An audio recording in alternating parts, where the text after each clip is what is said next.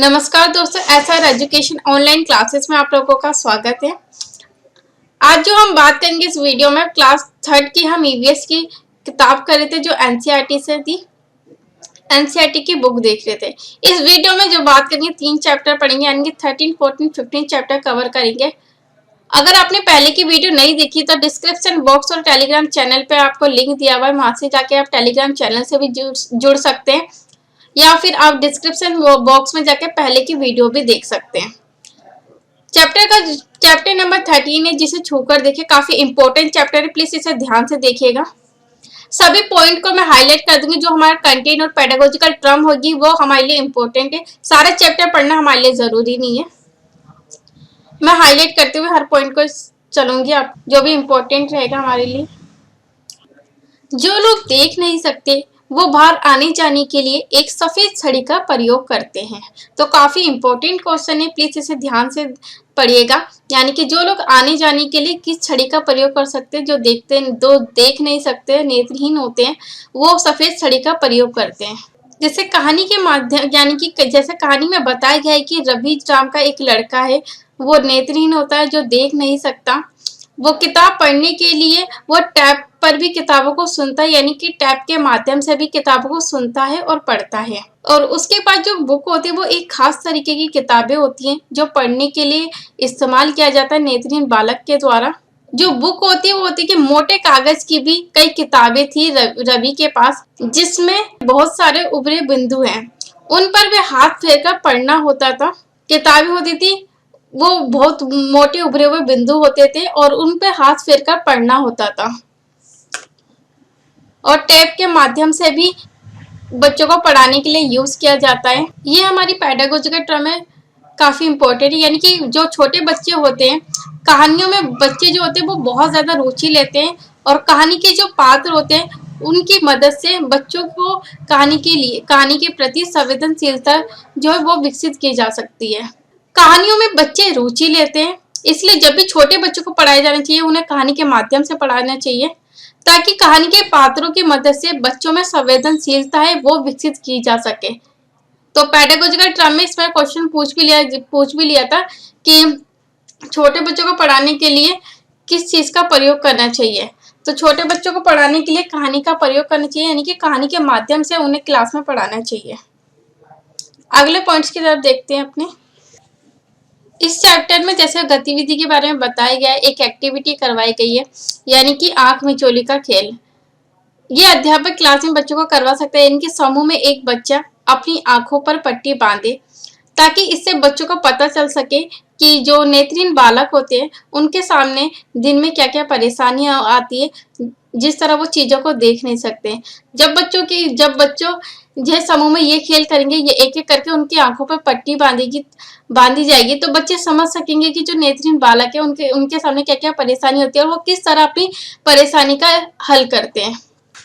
ये हमारी pedagogical term में काफी इंपॉर्टेंट है, यानी कि स्वयं को किसी और की परिस्थिति में रखने से हम उनकी समस्याओं को बेहतर समझ पाते हैं। हमने कई बार लोगों को देखते हुए सुना होगा कि जब वो किसी परेशानी में होते हैं, हम उनसे कहते हैं कि हाँ, इस परेशानी को मैं समझ सकती हूँ जो तुम पे बीती है। तो वही चीज कहानी के माध्यम से भी बताई गई है पेडागोजिकल टर्म में, कि छोटे बच्चे जब वो आंख मिचोली का खेल खेलेंगे, तो जब उनके सामने परेशानी आएगी तो वो भी समझ सकेंगे कि जो नेत्रहीन बालक होते हैं उनके सामने क्या क्या परेशानी आती है, तो वो भी उनके जो दुख दर्द है उनको समझ सकेंगे और उनके बारे में बेहतर तरीके से समझ पाएंगे। जो लोग देख नहीं सकते उनके पढ़ने का एक खास तरीका होता है, जिसे ब्रेल लिपि कहते हैं। जो ब्रेल लिपि होती है वो एक मोटे कागज पर एक नुकीले औजार से जो उभार कर बिंदु बनाए जाते हैं वो होती है, और जो उसे पढ़ने के लिए, ब्रेल लिपि को पढ़ने के लिए कागज पर हाथ फेर कर पढ़ा जाता है। ब्रेल लिपि की जो किताबें होती है वो एक खास तरीके की होती है, यानी कि जैसे इसमें बताया गया है, जैसे ए दिया हुआ है, ए में जो दिया हुआ है इन्होंने इसे छूकर पढ़ते हैं बच्चे, जैसे उभरे हुए जो बिंदु होते हैं। ए के लिए एक दिया हुआ इन्होंने सिंबल, बी के लिए उसी तरह 2 सिंबल दिए हुए, सी के लिए 2 सिंबल दिए हुए आसपास। तो इसी तरह जो है बच्चे इस चीज को छूकर पढ़ते हैं, जो नेत्रहीन बालक होते हैं। लुई ब्रेल फ्रांस देश का रहने वाला था। जब वह 3 साल का था तो तब एक दिन क्या हुआ कि उसके उनके पिता के औजार से वे खेल रहे थे और अचानक एक नुकीला औजार जो था वो उनकी आंखों में खेलते खेलते उनकी आंखों में चोट लग गई थी और आंखें अचानक ही खराब हो गई थी, जिसके कारण उनकी आंखों से जो देखना था वो बिल्कुल बंद हो गया था। और उन्हें जो था कि वो पढ़ने में काफी रुचि थी, इसलिए वो नई नई तरकीबें निकालते थे पढ़ने के लिए। और आखिर उन्होंने पढ़ने के लिए एक तरकीब ढूंढी, यानी कि एक तरीका ढूंढा था जिसे छूकर पढ़ने का, जिसके माध्यम से छूकर पढ़ा जा सके। ये बातें ब्रेल लिपि के नाम से भी जानी जाने लगी। जो ब्रेल लिपि है वो लुई ब्रेल की नाम पर आधारित है। जो ब्रेल लिपि होती है वो मोटे कागज पर उभरे हुए बिंदु होते हैं। उभरे हुए बिंदु होने के कारण जो बच्चे होते हैं वो उसे छूकर पढ़ते हैं। और जो ब्रेल लिपि होती है वो 6 बिंदुओं पर आधारित होते हैं। यहाँ से क्वेश्चन डायरेक्टली पूछा गया था कि जो ब्रेल लिपि होती है वो कितने बिंदुओं पर आधारित होती है, तो ये 6 बिंदुओं पर आधारित होती है। जैसे दिया हुआ इसमें 1 2 3 4 5 6 बिंदुओं पर ये आधारित होती है। आजकल जो ब्रेल लिपि है उनमें काफी सारे परिवर्तन किए गए हैं, जिसे पढ़ना और लिखना काफी आसान हो गया है। और ब्रेल लिपि जो है वो अब कंप्यूटर के द्वारा लिखी जा सकती है। ये काफी हमारे लिए इम्पोर्टेंट था। पेडागोजी टर्म पे आते हैं। बच्चे ब्रेल लिपि को देखेंगे तो बेहतर ढंग से समझ पाएंगे, यानी कि जब हम ब्रेल लिपि को दिखाएंगे बच्चों को तो वो चीजों को बेहतर तरीके से समझ पाते हैं। इसमें यही बोला गया कि जो बच्चों का ज्ञान है वो बाहरी जीवन के साथ जोड़कर पढ़ाना चाहिए। ब्रेल लिपि की जानकारी देते समय बच्चों को वास्तविक ब्रेल शीट दिखाना अच्छा रहेगा। तो जब भी हम ब्रेल लिपि का प्रयोग करें बच्चों को पढ़ाने के लिए तो उन्हें वास्तविक वातावरण के साथ जोड़कर पढ़ाना चाहिए। उन्हें ब्रेल लिपि की सीटें दिखानी चाहिए। उसके साथ ही हम बच्चों को, जो नेत्रहीन बालक होते हैं, उनके विद्यालय में भी जाकर हम दिखा सकते हैं कि वो किस किस चीजों के माध्यम से पढ़ते हैं। तो हमारे यहाँ 13 चैप्टर था, ये फिनिश हो गया। अगले चैप्टर की तरफ देख बढ़ते हैं। अगले टॉपिक के बारे में पढ़ते हैं, यानी कि लेसन नंबर 14 है, कहाँ से आया किसने पकाया, इसके बारे में देखते हैं। इसमें 2 परिवारों की कहानी दी गई है, यानी कि जो लेफ्ट हैंड साइड है वेडू का परिवार है और राइट हैंड साइड पे जो है वो रानी के परिवार के बारे में दिया गया है। जो वेडू का परिवार है इसमें जो सारे काम है यानी कि महिला और पुरुष दोनों मिलके कर सकता है। और उसी तरह जो रानी का परिवार होता है इसमें जो सारे घर के काम होते हैं वो सिर्फ महिलाएं करती हैं। इसमें जैसे दिया गया है, जैसे वेडू के परिवार में सभी साथ मिलकर खाना खा रहे हैं। और उसी तरह राइट हैंड साइड पर रानी का जो परिवार है इसमें जो पहले पुरुषों को खाना परोसा जा रहा है एक लड़की के द्वारा। और इसी तरह जो वेणु का परिवार है उसमें जो महिला और पुरुष है वो अखबार पढ़े और जो ये लड़की है वो साइकिल चला रही है, यानी कि कोई भी काम कोई भी व्यक्ति कर सकता है, जो वेणु के परिवार में कहा गया है। और रानी के परिवार में जो बोला गया है कि जो घर का जो भी काम होता है वो महिला ही करती है। जैसे ये महिला जो है वो घास लेके आ रही है और जो लड़की है वो मटके में पानी भर के ला रही है कुएं से। और उसी तरह ये जो पुरुष है ये अखबार पढ़ रहा है। तो इन दोनों परिवारों में कितनी विभिन्नता है इसके बारे में चर्चा करते हैं पाठ के माध्यम से।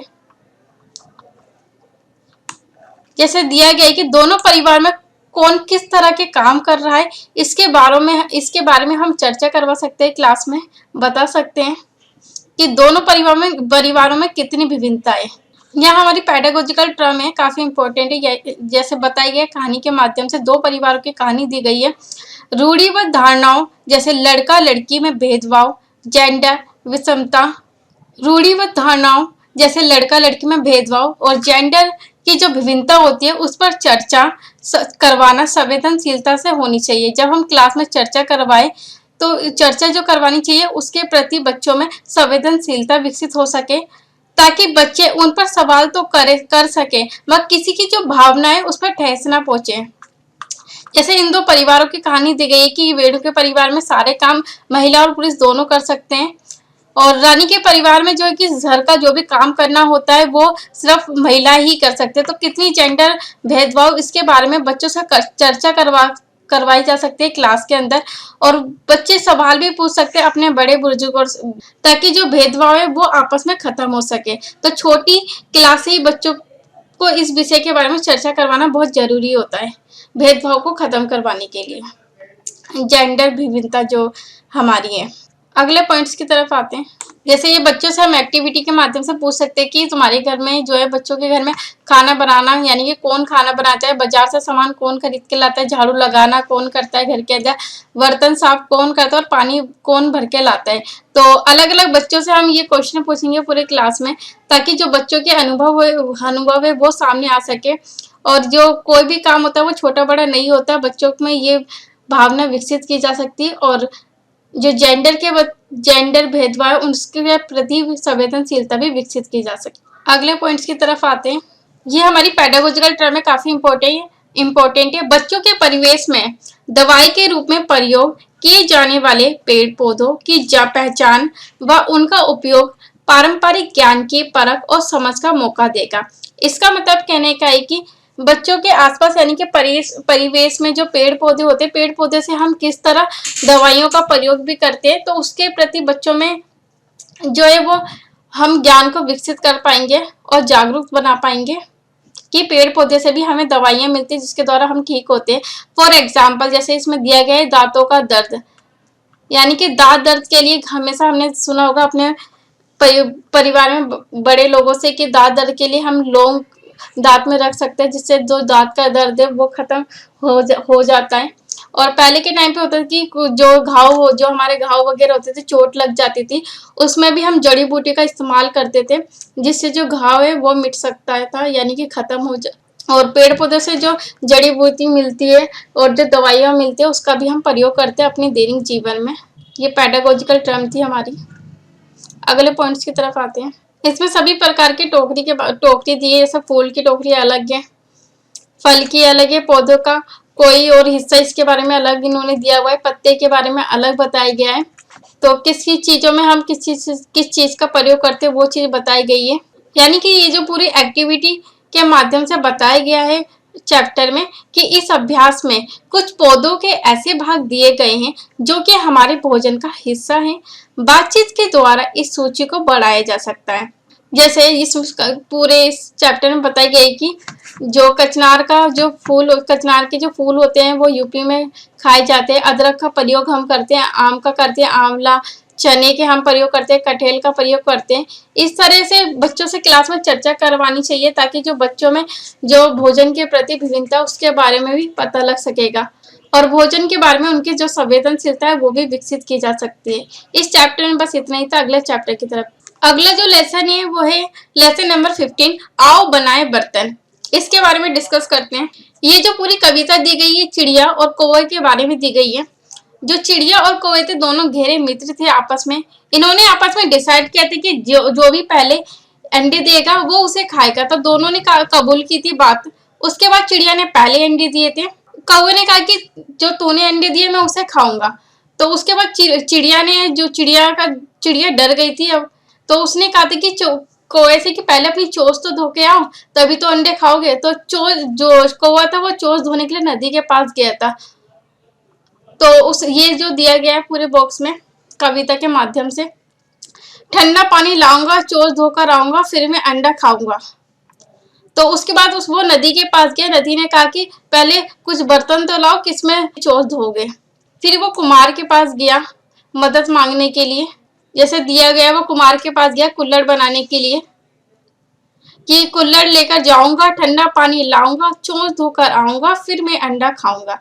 तो उसी तरह पूरी पहेली के माध्यम से बताया गया है। लास्ट में क्या हुआ था कि चिड़िया का जो अंडा था वो उसका अंडे में से उसका चूजा बाहर आ गया था, और जो चिड़िया और उसका चूजा था वो कौवे की जो पहुंच से बहुत दूर चले गए थे। और इस कहानी के माध्यम से जो बताया गया है, ये पेडागोजी सेक्शन पे आते हैं अपने।